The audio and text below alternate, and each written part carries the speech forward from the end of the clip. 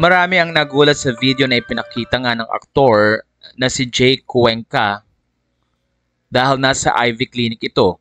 Doon ay ibinahagi ni Jake ang ilang treatment na ginagawa niya para kumapal ang buhok.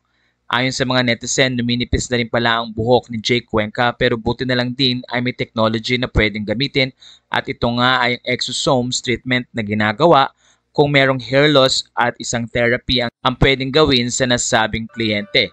Hey guys, Jake here. Just wanted to share with you guys this new treatment I'm doing for hair loss prevention. Also encourages hair growth. It's called exosomes. It's good to do this to prevent any future problems with your hair. This is our 4th session. Ayon sa kanilang post, IV of exosome treatments is essentially an exosome hair loss therapy using a special cocktail exclusive to Ivy Clinic.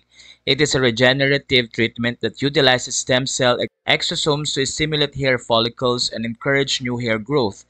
In this cutting-edge technology, exosomes are injected via an ultra-fast mesotherapy gun into the damaged regions of the scalp to encourage hair regeneration. This process is painless and no anesthesia cream or analgesics are needed.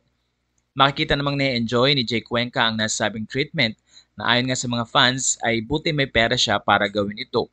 Ayon din sa mga followers ni Jake Cuenca, kailangan ni Jake na ma-maintain ang kanyang itsura lalo na't isa siyang celebrity at maraming ang proyekto ang kanyang ginagawa. Narito ang nasabing video na ibinahagi naman ng Ivy Clinic. Hey guys, Jake here. Just wanted to share with you guys this new treatment I'm doing for hair loss prevention. Also encourages hair growth. It's called exosomes. It's good to do this to prevent any future problems with your hair. This is our 4th session. For me, it definitely works. It's made my hair thicker and more healthier.